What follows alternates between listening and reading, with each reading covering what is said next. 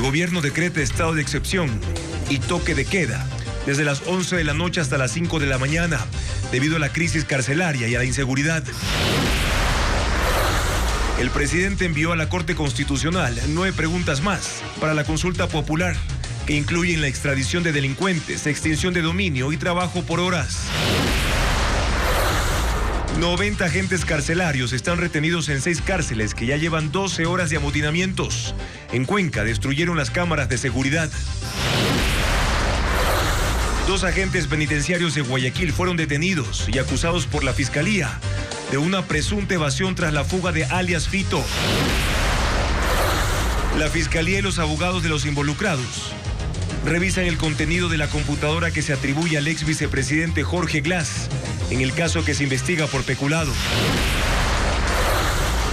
La Comisión de Desarrollo Económico incluyó en el texto para segundo debate de la Ley Urgente Energética un pago equivalente al 1% del costo de la matriculación vehicular. La belleza arquitectónica y la historia del Santuario de las Lajas en Ipiales, Colombia, atrae a miles de turistas y feligreses, entre ellos ecuatorianos.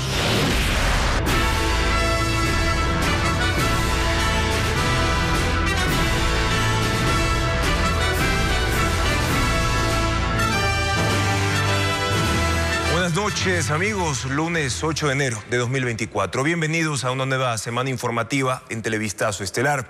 El presidente Daniel Noboa reaccionó a la violencia en las cárceles, firmando un estado de excepción. Incluye toque de queda y limita derechos como la libertad de reunión y de inviolabilidad de domicilio. Diego Puente lo explica. Nosotros no vamos a negociar con terroristas, ni descansaremos hasta devolverle la paz a todos los ecuatorianos. El presidente Daniel Noboa se tomó tiempo antes de intervenir tras la fuga de alias Fito de la regional de Guayas.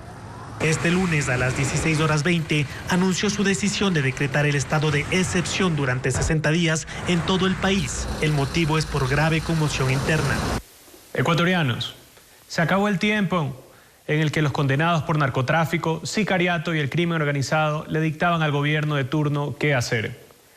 Lo que estamos viendo en las cárceles del país es el resultado de la decisión de enfrentarlos. El presidente firmó el decreto luego de que se produjeran este lunes motines carcelarios y la toma de rehenes por parte de los presos. El estado de excepción implica la restricción de la libertad de tránsito desde las 23 horas hasta las 5 de la mañana, con excepción de servidores de salud, seguridad, emergencia vial, sectores estratégicos, trabajadores del Ejecutivo relacionados con seguridad y defensa, también personal de cadenas productivas y de suministros y profesionales que deberán acreditar la necesidad de transitar a esas horas. El decreto suspende la libertad de reunión, especialmente en los centros de rehabilitación. Los uniformados podrán impedir reuniones en lugares públicos donde se identifiquen amenazas al orden público y a la seguridad ciudadana. El Ministerio de Gobierno podrá autorizar eventos públicos en donde no haya riesgo. El derecho a la inviolabilidad de domicilio es suspendido. Militares y policías pueden inspeccionar y requisar buscando escondites, almacenamiento de armas y explosivos.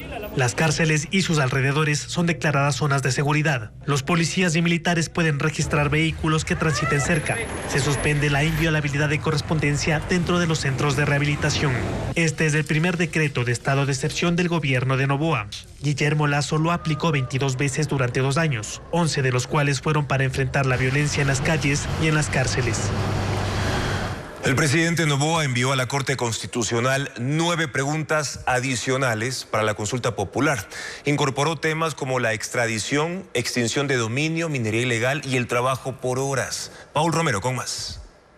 En una semana, el presidente Daniel Noboa casi duplicó el cuestionario para la consulta popular. Este lunes envió a la Corte Constitucional 9 preguntas adicionales a las 11 que presentó el 2 de enero. El viceministro de Gobierno Esteban Torres y los 2 subsecretarios del Interior presentaron el documento con los considerandos y anexos que serán revisados por los 9 jueces constitucionales. Los temas de las preguntas adicionales son extradición de ecuatorianos por crímenes transnacionales, reforma a la ley de extinción de dominio para despojar a los delincuentes los bienes de origen ilícito, creación de zonas de seguridad y revocatoria de concesiones mineras, potestad al presidente para que califique proyectos de seguridad nacional como urgentes, además de los económicos, indulto a policías y militares procesados por el uso legítimo de la fuerza, judicaturas especializadas en materia constitucional en primera y segunda instancia, jueces especializados en materia penal, militar y policial, trabajo por horas. El primer paquete de preguntas que envió el presidente Noboa a la Corte fue cuestionado por académicos, organizaciones políticas, gremios y la prensa en general. Se consideró que no planteaban cambios importantes para dar soluciones al país. Así que esa crítica de que habían preguntas sin sustento, que no eran fuertes, creo que con este segundo envío quedan invalidadas. En las próximas horas, la Corte realizará un sorteo para designar al juez encargado de elaborar un informe para el debate en el Pleno.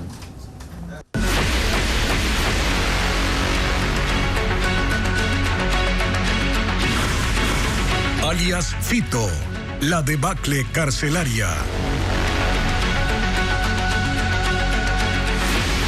Ya son más de 12 horas y los presos aún no liberan a más de 90 agentes penitenciarios que fueron retenidos en 6 cárceles.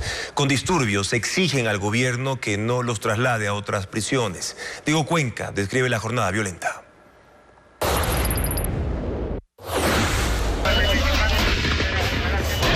En la cárcel de Riobamba también se registró un motín. Los presos empezaron a lanzar piedras y detonaron al menos 7 explosivos.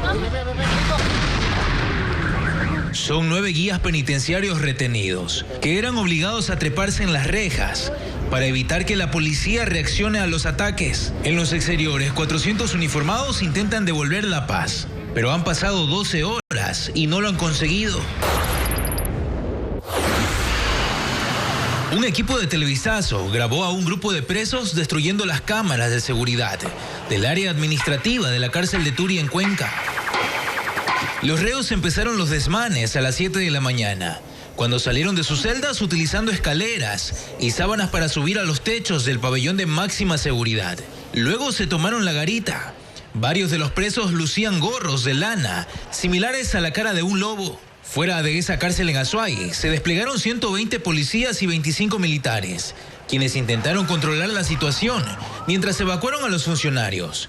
Además, una veintena de guías penitenciarios están retenidos, según videos que difundieron los presos, quienes enviaron un mensaje al gobierno para que detenga los traslados. En la cárcel de Cotopaxi, los presos también subieron a los techos de los pabellones de mínima y máxima seguridad. Ellos tenían celulares en sus manos, mientras policías y militares llegaban para intentar controlar la situación. En la celda, 55 penitenciarios fueron retenidos por los reos. El comandante zonal de la policía, en compañía del gobernador, acudieron al sitio y por ahora las visitas están suspendidas. En la cárcel de Machala también 15 agentes penitenciarios están retenidos por los presos y aún no han sido liberados. Afuera hay policías resguardando el ingreso, que también luce con barreras hechas con llantas para contener ataques. Y desde el aire se observa el movimiento de los presos en los patios. En la cárcel de Tungurahua, la policía intenta rescatar a 14 guías penitenciarios retenidos por los reos. En la cárcel de El Inca, en Quito, se reportó un conato de incendio que fue controlado por funcionarios de esa prisión. El incidente fue protagonizado por un grupo de presos con la intención de fugarse, y uno de ellos logró salir, pero fue recapturado por la policía. Hasta el cierre de este reportaje, los uniformados retenidos aún no han sido liberados. La Fiscalía formula cargos contra 2 funcionarios penitenciarios de la regional Guayas, donde desapareció alias Fito. La justicia investiga si hubo una evasión. Merlin Ochoa informa que los uniformados también buscan a otros 2 funcionarios públicos que no estaban en sus casas ni volvieron a trabajar. A las 7 de la noche del domingo, 3 guías fueron retenidos por la policía en el Centro de Rehabilitación Social Regional Guayas. La audiencia se realizó la mañana de lunes en contra de 2 de los 3 uniformados. En su cuenta X, la Fiscalía informó que se formuló cargo cargos por presunta evasión contra 2 funcionarios penitenciarios que estarían involucrados en la fuga de José Adolfo Macías Villamar, alias Fito, cabecilla de la agrupación delictiva Los Choneros. Pero en la audiencia, según la Fiscalía, pese a que justificó la solicitud de prisión preventiva, el juez de turno Marco Torres, de la Unidad Judicial del Cuartel Modelo, pidió que se giren las boletas de libertad y dictó como medidas prohibición de salida del país y presentación ante el fiscal del caso 2 veces por semana para los procesados Iván A.B. y Marcos A.Q. La fiscal general Diana Salazar se refirió al caso y publicó que si el sistema de justicia no actúa con coherencia en el trabajo de evitar la impunidad, no tendremos resultados. Estas medidas permiten que los responsables continúen al servicio de quienes buscan evadir la justicia y seguir corrompiendo el sistema. Televistazo conoció que la noche del domingo la policía allanó las casas de otros 2 funcionarios de la cárcel de Guayaquil, pero no los encontró y hasta ahora se desconoce su paradero, pues tampoco acudieron a trabajar. Los allanamientos por el delito de evasión continúan también en la cárcel, donde esperan encontrar más evidencias. Fito tiene un extenso prontuario penal por delitos como asesinato, delincuencia organizada, tenencia de armas y droga. Cuenta con 2 condenas vigentes. Las demás fueron borradas en polémicas decisiones judiciales.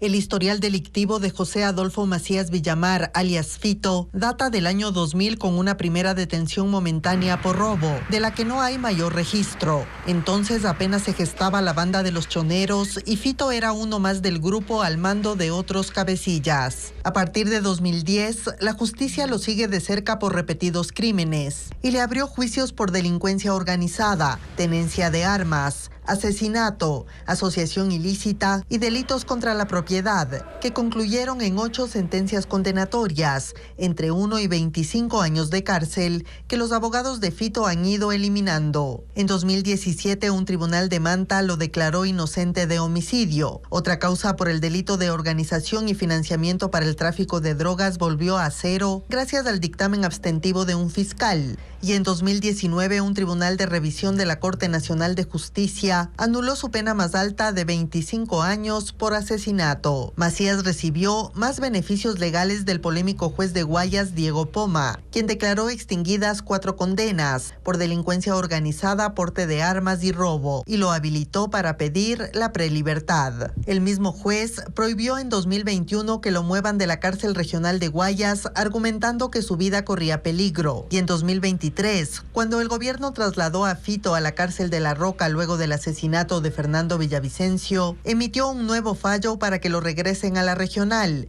de donde acaba de escapar. Al momento, José Adolfo Macías Villamar solo tiene vigentes 2 sentencias, de 12 y 22 años de prisión por asesinato, de los cuales ha cumplido 11 años en la cárcel. Los Choneros es una banda que nació en Manta, Manabí, hace 26 años. Ha sido la más organizada del país. Incluso logró reclutar a 8.000 personas, según inteligencia militar y policial, como lo informa Paul Romero. El grupo de delincuencia organizada Los Choneros es uno de los más antiguos del Ecuador. Apareció en Manta en 1998 y en 26 años se convirtió en uno de los más peligrosos del país, dedicado principalmente al narcotráfico.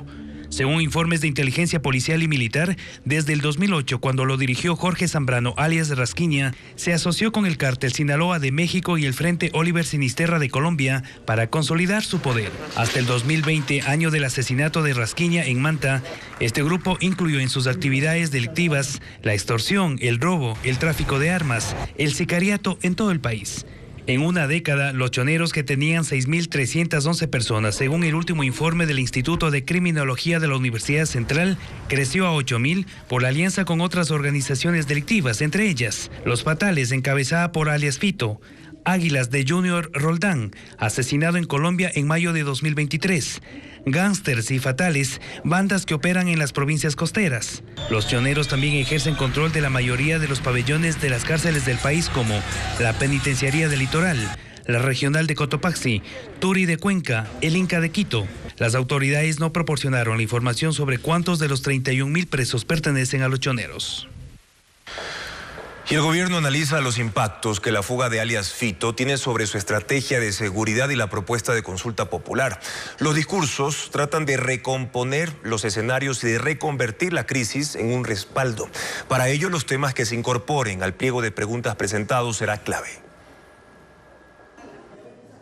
El discurso del gobierno va por una sola línea. Señalan que la fuga de alias Fito es una reacción a la decisión del gobierno de quitarle los privilegios de los que gozaba en la cárcel para que no siga operando como lo venía haciendo.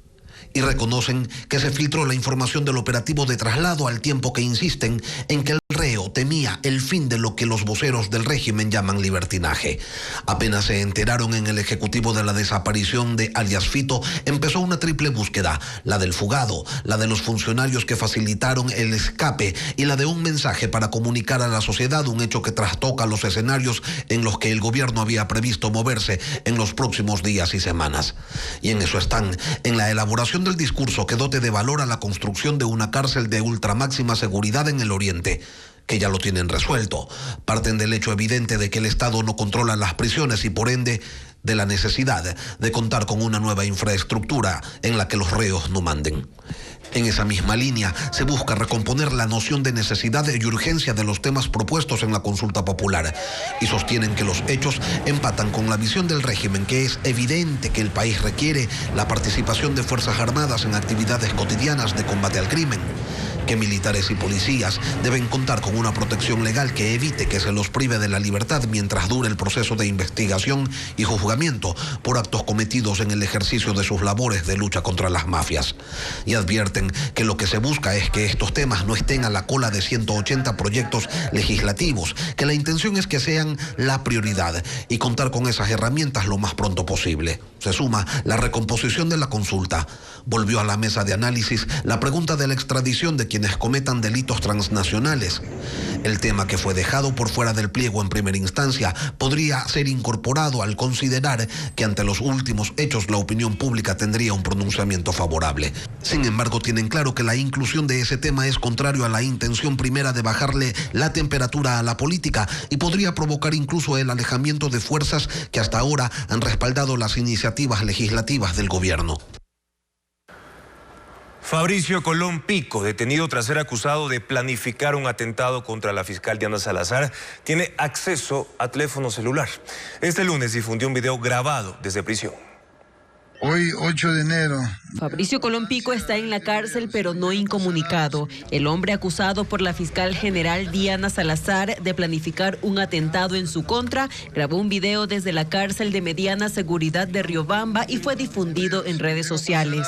Él está en la cárcel desde el sábado, cuando un juez le dictó prisión preventiva por secuestro, pero lo que suscitó su captura, según la ministra de Gobierno, fue que él representaba una amenaza potencial contra la vida de la fiscal. No obstante, 48 horas después de haber sido trasladado a la cárcel de Riobamba, pudo hacer un video de 1 minuto con 30 segundos y publicarlo. ¿Cómo pudo hacerlo en medio del peligro supuesto que representa? Televistazo consultó al SNAI, pero no se pronunció. El hecho cierto es que esa es una práctica ilegal que se ha normalizado en los centros penitenciarios. La seguridad de la fiscal general se mantiene en el nivel máximo. Se comprobó de nuevo este lunes con la presencia militar en los exteriores de la fiscalía. Realizan operativos en los alrededores desde la semana pasada, cuando el presidente Noboa anunció que a la seguridad de la fiscal se sumaron las Fuerzas Armadas y que iban a trasladar a 3 cabecillas de los Lobos a la cárcel La Roca, que sigue inhabilitada. El contenido del computador que Jorge Glass usó mientras estuvo preso se extrajo esta tarde en el Laboratorio de Criminalística de la Policía Nacional. La máquina fue incautada en la casa de su ex asesora, Soledad Padilla. Informa Jacqueline Rodas. A las 3 de la tarde de este lunes, en el Laboratorio de Criminalística de la Policía, empezó la audiencia reservada para exhibir la información de un computador portátil que fue incautado en la casa de Soledad Padilla, ex asistente de Jorge Glass. Su abogado informó que el equipo pertenece al ex vicepresidente. Es del señor Jorge Glass, no le corresponde a mi defendida, no obstante, eso tendrá que manifestar Fiscalía General del Estado. La diligencia forma parte de la investigación penal abierta por presunto peculado en la prefectura prefectura de Pichincha. Según audios filtrados de conversaciones telefónicas entre Glass y Padilla, ella fue contratada en la entidad por influencia del ex vicepresidente y ganaba un sueldo público, pero trabajaba para él mientras estaba preso y lo visitaba con frecuencia en la cárcel. En este caso, la Fiscalía también indaga a la prefecta Paola Pavón. Su defensa indica que no está claro el origen del computador. Bueno, no sabemos de quién es la computadora. Entendemos que la persona que lo entregó ha dicho que no le pertenecía, así que incluso sería un indicio que no correspondería a esta causa. El contenido del computador se hará público si la Fiscalía abre instrucción fiscal. Glass se adelantó y aseguró que el equipo incautado no es de él y que tampoco lo ha utilizado. Ahora comparte con Rafael Correa el bufete de abogados belga Jus Cogens de Christophe Marchand. Él emitió este comunicado en el que denuncia que con la extracción de la información se planea vincular a Glass en el caso Metástasis. El ex vicepresidente enfrenta otra indagación penal. Padilla denuncia que fue víctima de acoso y violencia de género y presentó una acción por intimidación en su contra. Glass lleva 23 días en la Embajada de México en Quito, en calidad de huésped, y a la espera de la respuesta de ese gobierno sobre su petición de asilo. Al momento tiene estatus de prófugo, con 2 órdenes de localización y captura, una para que regrese a la cárcel a cumplir los 2 años y 11 meses que le restan de sus condenas unificadas en los casos Odebrecht y sobornos, y otra por la prisión preventiva que le acaban de dictar en el caso Reconstrucción de Manabí. 70 millones de personas están bajo alerta de una tormenta de hielo y nieve en los Estados Unidos. Los habitantes del norte, centro y sur del país se verán afectados por el clima extremo. Pedro Jiménez con las imágenes. Estados Unidos soporta una tormenta invernal tras otra, luego de un fin de semana en el que 15 estados estuvieron sometidos a intensas nevadas en el noreste, especialmente en la región de Nueva Inglaterra, que incluye los estados de Maine, Nuevo Hampshire, Vermont, Massachusetts, Rhode Island y Connecticut. Desde hoy hasta mediados de la semana, un nuevo frente de mal tiempo llega con distintas manifestaciones. Las nevadas se desplazan desde Nuevo México hasta Michigan, cruzando por 6 estados con vientos que llevarán las temperaturas una vez más a niveles bajo cero. Mientras que en la costa del Golfo de México, en Luisiana, Alabama y Mississippi, el aire cálido y húmedo amenaza con provocar tornados y vientos huracanados, que aunque son propios del verano, llegan también en esta época por una serie de alteraciones climáticas, como el del día sábado en Fort Lauderdale, en Florida. Y desde mañana, en la costa noreste de Florida hasta Carolina del Norte, se esperan intensas lluvias e inundaciones. Los expertos califican a esta nueva tormenta como el conjunto de todas las amenazas meteorológicas imaginables, que recorrerá 2.800 kilómetros en 3 días. Con el incremento del salario básico unificado, aumenta el monto de los créditos hipotecarios de interés social para quienes compren su vivienda por primera vez. Adriana Bermeo describe otros beneficios. Para el 2024 se incrementaron los montos máximos de endeudamiento en préstamos hipotecarios para financiar la compra de la primera vivienda. El ajuste responde al alza del salario básico. Para casas de interés social BIS, el rubro aumentó de $80,000 a $81,880 y para viviendas de interés público BIP de $103,000 a $105,340. Estos créditos tienen beneficios. La tasa de interés de 4.9%, la más baja del mercado. El plazo de endeudamiento es de hasta 25 años y la entrada para la compra de la vivienda es de 5%. Por ejemplo, si se compra una casa de $100,000, la entrada es de $5,000 y la cuota mensual de $550. Solo 6 instituciones financieras entregan créditos hipotecarios con el interés subsidiado. Banco del Pacífico, Banco Pichincha, Banco General Rumiñahui, Mutualista Pichincha, Mutualista Suay y Cooperativa Tuntaqui. Las viviendas para este tipo de créditos tienen que ser nuevas y parte de proyectos inmobiliarios. Buscar que esté un proyecto en proceso de construcción. Tiene que acercarse a preguntarle si está calificado por Midubi. Y ese es el único requisito que se necesita. El BIES también tiene un crédito hipotecario preferencial para sus afiliados. La casa debe tener un precio máximo de $90,000. El interés es de 5.9% y el plazo de pago es el mismo, 25 años. Una nueva ruta comercial mejora los tiempos de traslado entre China y Latinoamérica. Ecuador es parte de la conexión y ya hizo un primer viaje de prueba con 3.000 contenedores. Adriana Bermeo con el informe. China inauguró una ruta de transporte marítimo hacia Latinoamérica que reduce el tiempo de viaje a México, Colombia y Ecuador. La conexión será directa con el puerto de Dalian, uno de los más importantes en la zona nororiental de China. El objetivo es promover el envío de frutas y productos del mar. En el caso de Ecuador, los contenedores que salen desde el puerto de Guayaquil tardan entre 28 y 38 días. Con la nueva ruta se reduce en 7 días. También se evitarán escalas y transbordos en países como Chile, Panamá y Nicaragua. Ecuador exporta a China banano, camarón, cacao y madera e importa maquinaria, vehículos, plásticos y juguetes. Con la nueva ruta se puede ampliar esa lista con aquellos productos que tienen condiciones más exigentes de traslado como maracuyá, uvilla y sus preparados. Teniendo una característica de una cadena de frío bastante marcada, tendrían una mayor posibilidad de ofrecer menores tiempos en este tipo de productos que normalmente requieren de un cuidado especial. Está previsto que la ruta se realice una vez por semana. A finales de diciembre se hizo un viaje de prueba con el puerto de Tianjin, hasta donde llegó un cargamento con 3.000 contenedores ecuatorianos. El comercio con China representa un movimiento de $8.500 millones anuales. La vía Loax-Santo Domingo lleva 2 días cerrada por un deslave en el kilómetro 83 que no ha podido ser despejado. Los trabajos continúan mientras se evalúan otros puntos críticos de esa carretera que une a la sierra con la costa. El reporte con Francisco Garcés.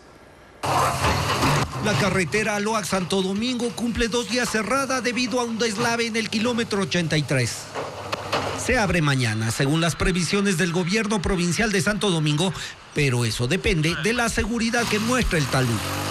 El deslave de gran tamaño se produjo la noche del sábado.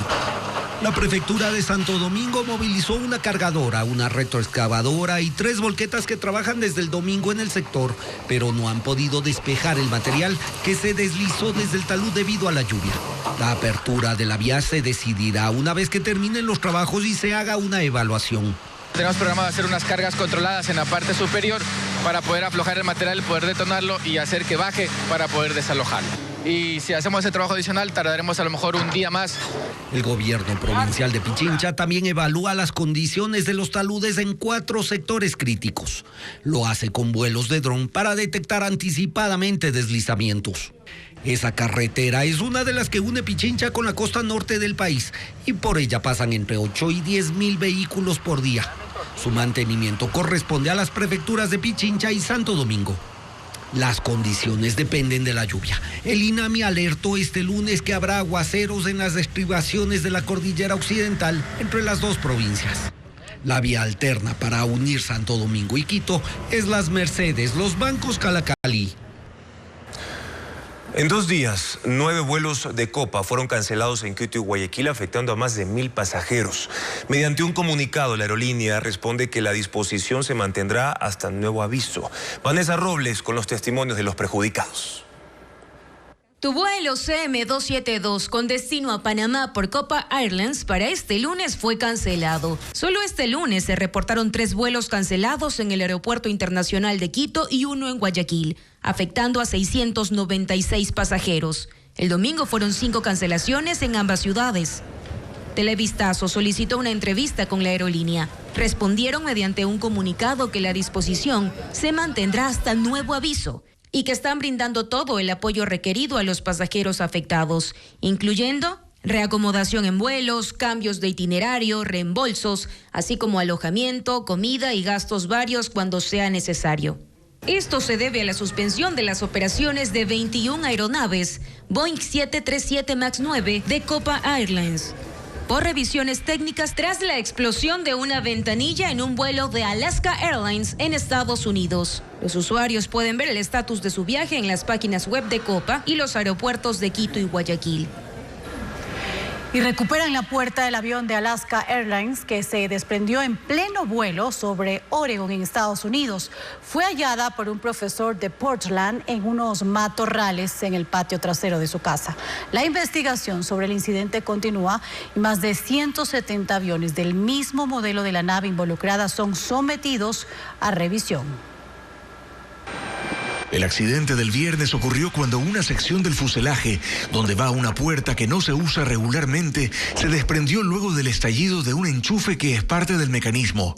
Habían pasado solo 6 minutos desde el despegue y la nave no había llegado a la altura ni velocidad de crucero, pero la despresurización de la cabina fue inevitable. En pocos minutos el avión retornó a tierra y hoy la responsable de la Junta de Seguridad en el Transporte dijo que la puerta fue encontrada, que la halló un hombre identificado solo como Bob, un maestro de escuela de la ciudad de Portland, en Oregon, de donde había salido el avión, que envió las fotografías a la Junta de Seguridad.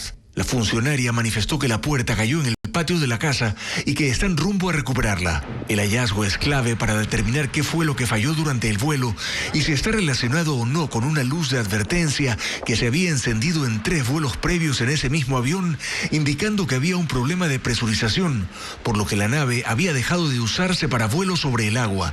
El incidente ha dejado en tierra a 171 aviones del tipo 737 MAX 9 que corresponden a innumerables aerolíneas alrededor del mundo, cuyos sistemas son ahora sometidos a revisión. En Perú, la policía rescató a 40 menores de edad que eran explotadas sexualmente por una banda criminal. Estaban secuestradas en un inmueble, como informa Eliana Suárez. Un operativo se realizó este fin de semana en el distrito de San Martín de Porres de Lima, donde la policía allanó 4 discotecas y 10 viviendas. Así lograron rescatar a 40 jóvenes de entre 12 y 16 años que eran sometidas a violencia sexual. Ellas estaban encerradas en estos inmuebles y eran expuestas por los delincuentes por medio de catálogos en redes sociales. Hay 8 hombres y 2 mujeres detenidos, quienes integraban una banda criminal denominada Los Hijos de Dios. Todos tienen antecedentes penales y captaban a sus víctimas con anuncios falsos de trabajo publicados en Internet. Las fiestas que realizaban dentro de estos clubes nocturnos terminaban en peleas y en otros disturbios. Ahora ellos están acusados por el delito de trata de personas y explotación sexual de menores de edad. La mayoría de adolescentes rescatadas son de nacionalidad venezolana, mientras que el resto son peruanas. Muchas regresaron con sus padres. La banda Los Hijos de Dios son una facción del Tren de Aragua conformada por venezolanos que se encarga del negocio de la explotación sexual en toda la zona de Lima Sur, pero además extorsionan y captan nuevos miembros a los que exigen matar para ser parte del grupo. La misión de una nave no tripulada rumbo a la Luna, que despegó esta mañana desde Cabo Cañaveral en la Florida, está en riesgo. 7 horas después del lanzamiento detectaron un problema en los sistemas de propulsión, lo que impide a la nave posicionarse en la dirección correcta para que sus paneles solares permitan cargar las baterías. El módulo lleva a un vehículo bautizado como Peregrino para exploración de la superficie en la cara oculta de la Luna y es parte del primer viaje estadounidense a la Luna en más de 50 años. El daño podría significar que la empresa responsable, United Launch Alliance, no intente el alunizaje que está previsto para el 23 de febrero. Brasil cumple un año del asalto de seguidores del expresidente Jair Bolsonaro contra el Congreso en Brasilia. Fue el 8 de enero de 2023 cuando una turba invadió la Plaza de los Tres Poderes, donde están las sedes de la presidencia, del legislativo y la función judicial. El actual mandatario, Lula da Silva, tenía una semana de posesionado y el acto de insurrección fue interpretado como una manera de intentar un golpe contra el nuevo gobierno. 2.170 personas fueron detenidas y algunas han recibido penas de hasta 17 años de cárcel. Bolsonaro también está investigado como instigador intelectual del ataque. El presidente Lula da Silva participará hoy en un acto de defensa de la democracia. En Estados Unidos, el acusado que atacó a la jueza de Las Vegas durante una audiencia se presentó nuevamente ante ella, pero esta vez encadenado, con máscara para evitar que escupa y guantes. Deborah Redden entró al tribunal fuertemente custodiado para recibir su sentencia por un delito de agresión cometido en 2023. La jueza Mary Kate Holtus lo condenó a cumplir entre 19 y 48 meses de cárcel y dijo era la misma sentencia que pensaba imponer la semana pasada antes de que Redden la interrumpiera. Por ahora no se ha dado a conocer los nuevos cargos que enfrentará el acusado por agredir a la funcionaria. Y una tormenta invernal en Rusia provocó un accidente múltiple. 30 vehículos y camiones chocaron, dejando 4 fallecidos y 11 heridos. Merlis González con los detalles. El accidente ocurrió en una autopista entre San Petersburgo y Moscú. Un conductor perdió el control por la nieve acumulada en la vía, provocando el choque en cadena de 30 vehículos. Los autos quedaron aprisionados o debajo de camiones. El hecho dejó 4 fallecidos, entre ellos una mujer y su bebé de 1 año. Otras 11 personas resultaron heridas. Las autoridades locales indicaron que la colisión fue causada por una severa tormenta invernal que golpea el oeste de Rusia y que congeló parte de la carretera. Y esta tarde se registró una fuerte explosión en un hotel de Fort Worth, en Texas, en Estados Unidos. El estallido destruyó la planta baja del lugar, rompió ventanas y llenó de escombros la vía. 14 personas resultaron heridas y por ahora no se reportan fallecidos. Según las primeras investigaciones, el incidente fue causado por una fuga de gas. En Alemania, miles de agricultores participan en protestas por los recortes de subsidios y otros beneficios. Los manifestantes han bloqueado calles e importantes avenidas de Berlín y otras 20 ciudades al comenzar una semana de reclamos. El gobierno busca cerrar una brecha presupuestaria de 1.000 millones de euros y ha dispuesto una serie de medidas que han encontrado resistencia en el sector rural. Y la cultura mexicana se mezcla con personajes del mundo de la música, el cine y el deporte en una exhibición en el Museo Internacional Barroco de Puebla. Se trata de cráneos y catrinas adornados con patrones indígenas y cristales de Swarovski. La obra se llama Almas Creativas del artista César Menchaca y son 17 piezas que representan a personajes que deslumbraron al mundo con su talento como Elvis Presley, Michael Jackson, Marilyn Monroe y Charles Chaplin, pero también Cantinflas, Frida y María Félix. Para su elaboración se utilizaron más de 40 millones de cristales que fueron incrustados a mano durante 2 años.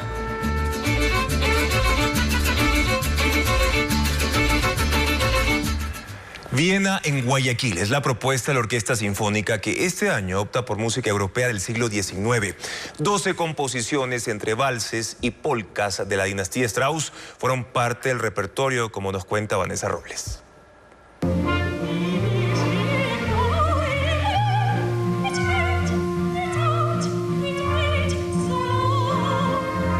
Es Voces de Primavera, del austriaco Johann Strauss, conocido como el rey del vals, en la voz de la soprano Viviana Rodríguez. Se trata de la primera gala del año para la Orquesta Sinfónica de Guayaquil, en una velada con 71 músicos sobre el escenario del Teatro Centro de Arte, que estuvo inspirada en Viena. Los instrumentos sonaron durante 2 horas, bajo la dirección del maestro español Íñigo Pirfano. En total, fueron 12 composiciones entre polcas de la dinastía Strauss, padre e hijo, Tchaikovsky y George Gershwin, además de otras obras del siglo XIX. Con esta propuesta cultural, gala de Año Nuevo, ante un teatro lleno, la agrupación inicia una serie de presentaciones. El Estado enfrenta 10 procesos legales y arbitrales por los contratos relacionados a la construcción de Toachi Pilatón. Están en juego indemnizaciones por casi el 50% del costo total de la obra. El país, de hecho, ya perdió el primero de ellos. Informa Francisco Garcés. Toachi Pilatón es la única planta hidroeléctrica que entrará en funcionamiento al final de este año, pese a que su construcción cumplirá 13 años. Tiene 3 etapas y solo una está concluida, produciendo 50 de los 250 megavatios que el proyecto debe generar una vez concluido. Los problemas con los contratistas se tradujeron en 10 demandas contra el Estado. La primera de la rusa Interao, que construyó una parte de la obra civil, pero fue declarada contratista incumplida tras paralizar la obra. El tema terminó en el Tribunal de Arbitraje de la Cámara de Comercio de Santiago de Chile, que falló parcialmente a favor de la firma rusa y ordenó al Ecuador pagar $44 millones de indemnización de los 85 que había pedido inicialmente, aunque el fallo no está vigente porque el Ecuador pidió la nulidad y espera el pronunciamiento de la Corte de Apelaciones de Santiago. Es el primer revés en los casos, aunque no el único. El Estado también debe pagar 10 millones al consorcio Pilatón Toachi, que fiscalizó la obra y que planteó la segunda demanda. Ese mismo consorcio espera también la decisión en otra demanda en la que pide 3 millones de indemnización. En el Tribunal Contencioso Administrativo están 4 procesos más, 3 planteados por la constructora china CWE, que en indemnizaciones pide $125 millones, y también tiene planteada otra acción constitucional en la que no se fija un monto de reparación. A las demandantes se suma la rusa Tiasmash, que se encargó de la provisión de los equipos electromecánicos para que la central pueda producir energía. En total pide más de $55 millones en reparaciones en una causa en el Tribunal Contencioso Administrativo y otra en mediación. El Ecuador podría terminar pagando más de $240 millones en indemnizaciones si los tribunales dan la razón a los demandantes. Es decir, por resoluciones judiciales, terminaría pagando el 50% del costo total del proyecto. Ahora la obra está a cargo del Cuerpo de Ingenieros del Ejército, que debe terminarla a mediados de año y tras las pruebas ponerla a generar energía a toda su capacidad entre noviembre y diciembre. La Comisión de Régimen Económico propone un pago del 1% de la matrícula vehicular para financiar el Fondo de Inversión de Eficiencia Energética. Se trata de uno de los cambios en el informe para el segundo debate del proyecto de ley de competitividad energética impulsado por el gobierno. Patricio Díaz lo explica. Por unanimidad, la Comisión de Régimen Económico aprobó el informe para segundo y definitivo debate de la ley de competitividad energética y se propusieron algunos cambios. La norma crea el Fondo Nacional de Inversión de Eficiencia Energética para financiar proyectos que permitan el uso eficiente de los recursos eléctricos. Este fondo se financiará con programas de recambio de equipos ineficientes por eficientes, cooperación nacional e internacional y la contribución por parte de los propietarios de los vehículos particulares del 1% del valor de la matrícula. Lo cobrará la Agencia Nacional de Tránsito como un prerequisito para la matriculación. Además, la comisión decidió incluir como parte del alumbrado público a los escenarios deportivos de acceso general, sean cerrados o abiertos. Amplía el plazo para que el transporte público, por ejemplo taxis, cambien sus unidades a vehículos eléctricos. La ley anterior les daba hasta 2025. Este proyecto pasa la obligación hasta el 2030. Municipios y prefecturas tendrán que regular la eficiencia energética en normas de transporte, construcción y gestión de desechos sólidos. Una de las preocupaciones de los legisladores era que la Agencia de Regulación y Control se financie con recursos de las generadoras eléctricas. El informe dispone que sea del presupuesto general del Estado, pero con base en ese mismo aporte de las generadoras. El informe aclara que no existe privatización. En sus artículos señala, por ejemplo, que la autorización para nuevos proyectos de transmisión se dará en prioridad para empresas públicas o mixtas y en casos excepcionales para el sector privado. El presidente de la Asamblea definirá cuándo pone a conocimiento del Pleno el informe para su aprobación. Es posible que esto ocurra esta misma semana.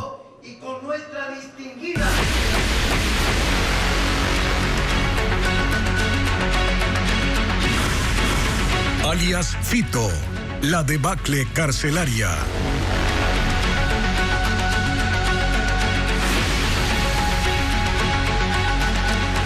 José Adolfo Macías Villamar, alias Fito, cabecilla de los choneros, es buscado debajo de los techos de la Regional Guayas, incluso en las alcantarillas. Se trata de uno de los delincuentes más peligrosos del Ecuador. 3.000 uniformados entre policías y militares, la mañana de este lunes intensificaron hasta con tanquetas la intervención en la cárcel regional Guayas. Se concentran en el pabellón de máxima seguridad donde desapareció José Adolfo Macías Villamar, alias Fito, cabecilla de los choneros. Su celda estaba vacía cuando llegaron los agentes la madrugada del domingo.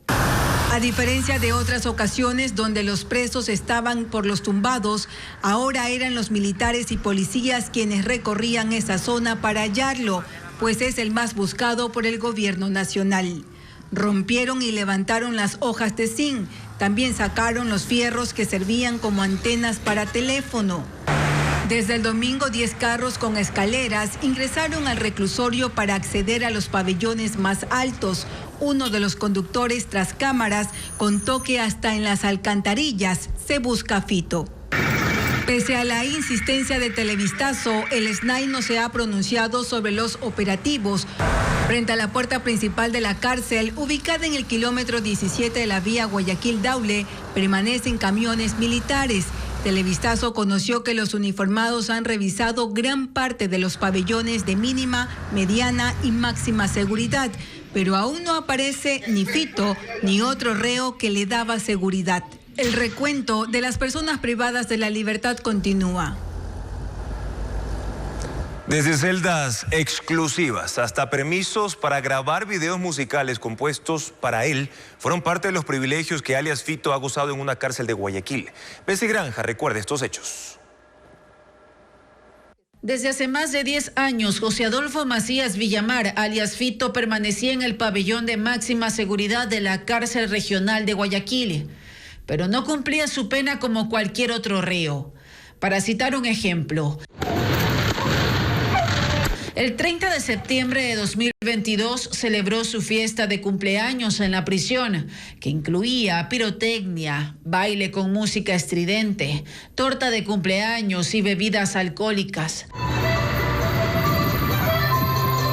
sin que ninguna autoridad del Servicio de Atención a Privados de Libertad SNAI lo prohibiera o se refiera al respecto. Los privilegios fueron escalando a tal punto que tenía una celda exclusiva, decorada con su imagen, acompañada de armas de fuego, dinero y la frase plata o plomo.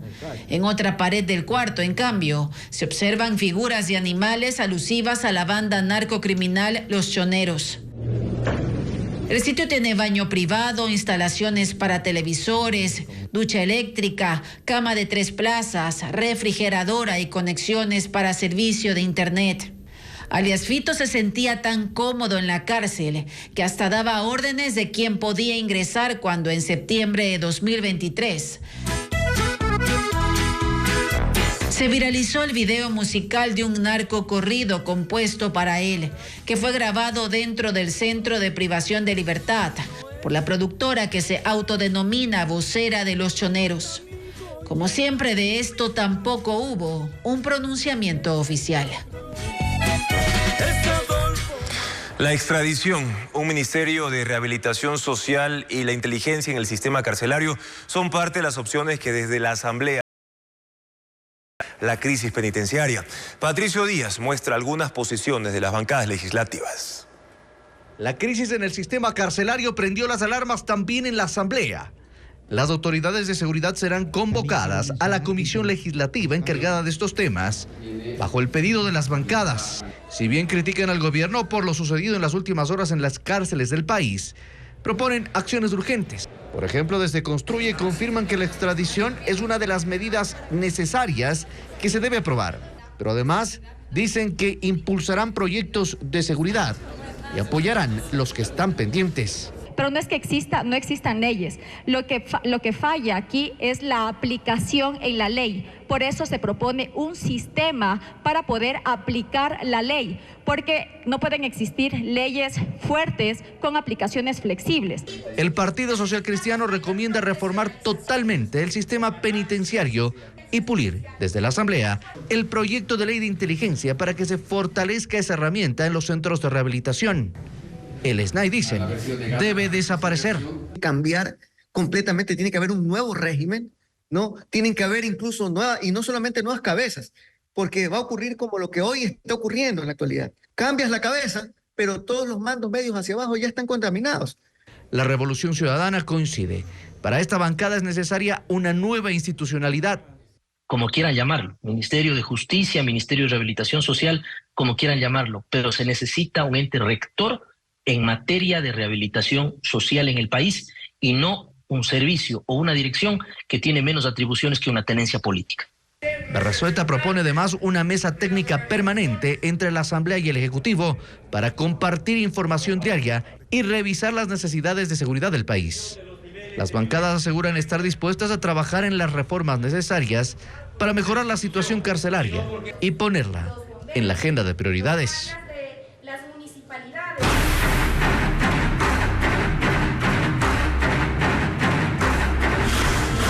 Metástasis, la infiltración narco.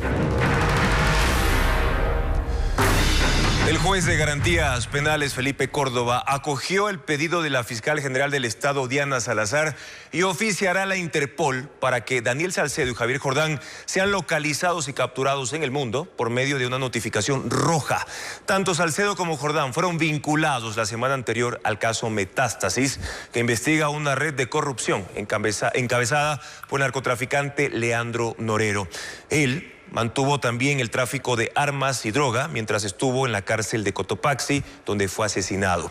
Según el caso Metástasis, siguió con ayuda de socios como alias Yankee, quien se encargó de cuidar sus finanzas. Leandro Norero mantuvo su operación criminal en prisión. Sus principales negocios, el narcotráfico y la venta de armas, no se detuvieron. Continuaron bajo su dirección, pero por medio de aliados. Uno de ellos es Fabián Gilmar Camposano, alias Yankee, hombre de confianza del patrón y quien aparentemente llevaba sus finanzas. En los chats difundidos por Fiscalía hablan constantemente sobre dinero. Mencionan, por ejemplo, las deudas que tenían con Norero los Mejías, que según Fiscalía eran sus socios mexicanos. También analizan la venta de bienes para obtener efectivo y destinarlo al tráfico de drogas. Libros, pelotas con aire, frutas o caramelos eran los términos clave para referirse a la cocaína que enviaban en contenedores a Europa y Estados Unidos. Por ejemplo, el 15 de junio de 2022, Norero le dio directrices a alias Yankee para un envío. Mándame fotos de los libros. Ya casi terminamos de empacar, ñaño. ¿Cuántos hay, ñaño? 52, ñaño.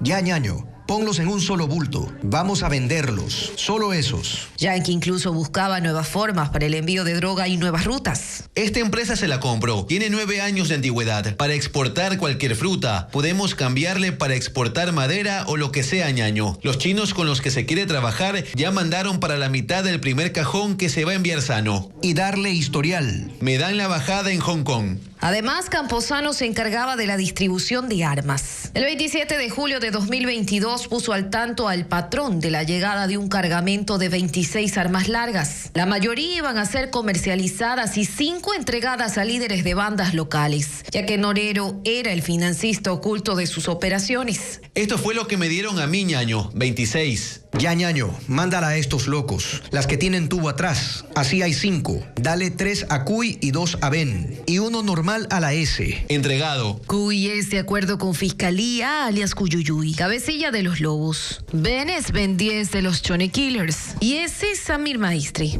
asesinado en octubre del año pasado, quien había heredado las rutas de Norero para traficar. En los chats del caso Metástasis, el narco Leandro Norero nombra a una ex candidata a Miss Ecuador como la persona que le presentó a César Litardo, expresidente de la Asamblea Nacional. De acuerdo con la Fiscalía, querían asesinarlo. En los chats del caso Metástasis publicados por Fiscalía, entre Leandro Norero y Elive Angulo, alias Estimado, uno de sus abogados, se rinden cuentas sobre el avance de los procesos penales abiertos en contra del narcotraficante. El 13 de julio de 2022, en medio de una extensa conversación, Estimado le dijo a El Patrón que uno de sus contactos en la policía le preguntó por una mujer a la que el Ministerio Público iba a relacionar con él. Me dicen los paquitos que la gente se pare agarre tiesa y que si hacemos habeas corpus el abogado pase la audiencia de otro país. También me preguntan por Landy Párraga Goiburo, que usted la conoce. ¿Qué dicen de ella? Por nada del mundo tiene que aparecer. Dicen que esa chica tiene una importadora y la están revisando y que la fiscal quiere joder con esa man en el proceso. Landy Párraga Goiburo fue virreina de Quevedo en 2019 y participó en Miss Ecuador justamente en 2022. Televistazo intentó comunicarse con ella, pero no hubo respuesta. En el diálogo, Norero dio detalles. Ella siempre ha estado en reinados y esas cosas. Esa importadora no es de ella, sino de un machucón de la man. Se llama César. Mi estimado, no puede aparecer por nada. Mi estimado, por favor, donde mi mujer sale con algo de ella, me jodo. Según el patrón, sostuvieron una relación. Ya le digo a los pacos que eso no debe salir por ningún lado. Lo que pasa es que yo no sabía quién es. Yo no sabía qué era, pero ya hablo con estos manes que deben de apoyar al 100 ahí. Mi estimado, con esa muchacha hay un mega problema ahí. Ella me presentó a César Litardo, a unos generales. Por favor, de todo el proceso, esa man hay que sacarla. César Litardo llegó a la Asamblea Nacional en 2017 por Alianza País, cuando el binomio de Lenín Moreno y Jorge Glass ganó las elecciones. Tras la ruptura entre ambos, Litardo, que incluso llegó a presidir el legislativo, se inclinó por Moreno y se volvió enemigo del correísmo. Lo consideraron un traidor. Javier Jordán, socio de Norero y cercano al movimiento político, en otro chat con el patrón lo tildó de sapo. Ñaño, estoy en eso que te comenté ayer, esta reunión con Litardo. Ese sapo es, reviéntalos a todos. Litardo, quien en entrevistas a medios digitales confesó estar consternado, era uno de los blancos de Jordán. En chats de junio de 2022, según Fiscalía, se habla de asesinarlo. La Secretaría Anticorrupción seguirá existiendo. El presidente Daniel Noboa designó un titular para esa entidad en las últimas horas. También nombró a otros 4 funcionarios de alto rango. La mayoría no tiene experiencia en administración pública. El régimen de Daniel Noboa sí tendrá una Secretaría de Política Pública Anticorrupción. Tras 46 días en el cargo, el mandatario nombró a José Julio Neira Hanse como su titular. Neira, quien se encargará de ejecutar acciones para garantizar una gestión ética en el Estado. Es cercano al presidente, pero no cuenta con experiencia en el sector público. Es licenciado en Asuntos Internacionales y tiene una trayectoria de 14 años en empresas que brindan servicios financieros, lo que a decir del gobierno lo acredita como experto en crímenes financieros y otros riesgos. En las últimas horas, Noboa ha llenado varias de las vacantes que aún quedaban en la función ejecutiva. Primero concretó la designación de Michelle Sensi Contugui y Casa como director general del Centro de Inteligencia Estratégica. También es amigo del presidente. Incluso aportó para su campaña. Se desempeñaba como gerente de una empresa dedicada a la fabricación de objetos de caucho y plástico y a la comercialización de artículos varios. Débora Christine Jones Fayoni, en cambio, asumió el control del Servicio Nacional de Contratación Pública, CERCOP, una de las instituciones más importantes de la estructura estatal. Su única experiencia en el sector público fue como analista de crédito en el área de precalificación de la Corporación Financiera Nacional. Es ingeniera en gestión empresarial internacional y el gobierno la define como experta en comercio exterior. Además, es una emprendedora. Tiene un estudio de maquillaje. Y en la Secretaría de Alianzas Público-Privadas ahora está el abogado Pablo José Ceballos Palomeque, quien tiene un máster en Derecho Administrativo y también un diplomado en estructuración de apps, y es el único con mayor trayectoria en la esfera pública. Fue coordinador general jurídico en el Ministerio de Transporte y Obras Públicas, asesor de la vicepresidencia y de la Secretaría de la Administración Pública, también de un asambleísta en el 2011.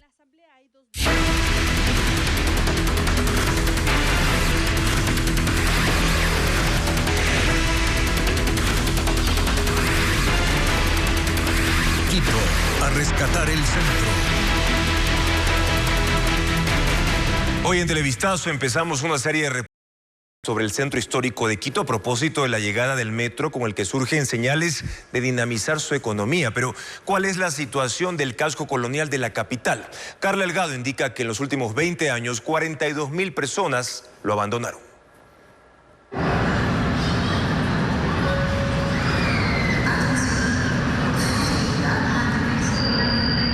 El metro llega como anillo al dedo al centro histórico de Quito. Le faltaba una oportunidad para reactivarse y parece que es esta. Solo durante los 2 últimos fines de semana llegaron más de 120.000 personas hasta la estación de San Francisco, en pleno corazón del casco colonial. Esto influyó en los negocios, que han reportado un incremento de hasta el 70% en sus ventas. Algunos de ellos apenas subsistían desde la pandemia. Así, el metro podría cambiar la realidad de la zona, que hasta hoy tiene otro problema, una pérdida de residentes. En el año 2000, unas 72,000 personas vivían en el centro histórico. Ahora, solo 30,000. Cuando el vecino dice, no tengo calidad de vida, no tengo habitabilidad. Entonces, cuando yo no siento esa calidad para mí, para mi familia, para mis hijos, cuando no tengo la debida accesibilidad, cuando había una contaminación de smog y cuando se hace complicado mantener las casas antiguas, yo prefiero una modernidad de irme a otros lugares. El efecto más directo se ve en las casas históricas. El Instituto Metropolitano de Patrimonio registra 5,300. 4,400 son de propiedad privada y de ellas 245 están abandonadas. Así se ven desde la calle Venezuela. Vidrios rotos, techos destruidos y paredes cuarteadas. Un notorio deterioro. Esto se debe, según el Buró del Centro Histórico, a que desde 2009 no existe una política clara de vivienda en la zona. El mayor proyecto es que se hizo a través del proyecto con el BID, que fueron alrededor de unos 45 millones de dólares, que inició desde la administración del alcalde Paz hasta el alcalde Paco Moncayo. Todas esas administraciones, ese proyecto trascendió esas administraciones, ese plan trascendió las administraciones. Ahí se construyeron los centros comerciales del ahorro, los parqueaderos de borde, el soterramiento de cables en el centro histórico, pero de la administración del general Moncayo acá se eliminó esa lógica y no tuvimos una institucionalidad ni los recursos que habían antes. Y con el abandono fueron llegando los problemas y los que ya existían se acentuaron para convertir el centro caótico de día y despoblado y peligroso de noche.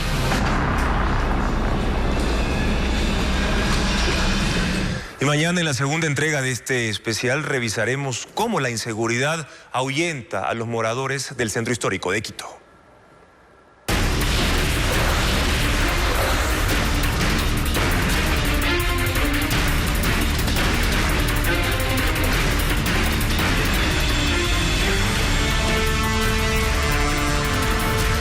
Atención, información de última hora. Se reportan al menos 3 ataques en la provincia de Esmeraldas, 2 de ellos con explosivos, según confirmó la Policía Nacional en la red social X. Uno ocurrió cerca de las 6:30 de la tarde en una gasolinera en el redondel del sector conocido como Vuelta Larga, en el sur del cantón Esmeraldas, cuando delincuentes arrojaron un explosivo a un vehículo que cargaba gasolina. La policía informó también que otro vehículo fue incendiado en Tonsupa, en el cantón Atacames, pero aún no se conocen más detalles. Finalmente, reportaron que un artefacto explosivo fue detonado cerca del comando subzonal policial de la capital esmeraldeña, pero sin causar daños. Hasta este momento no hay heridos en ninguno de los 3 ataques, sin embargo, esta es una noticia en desarrollo.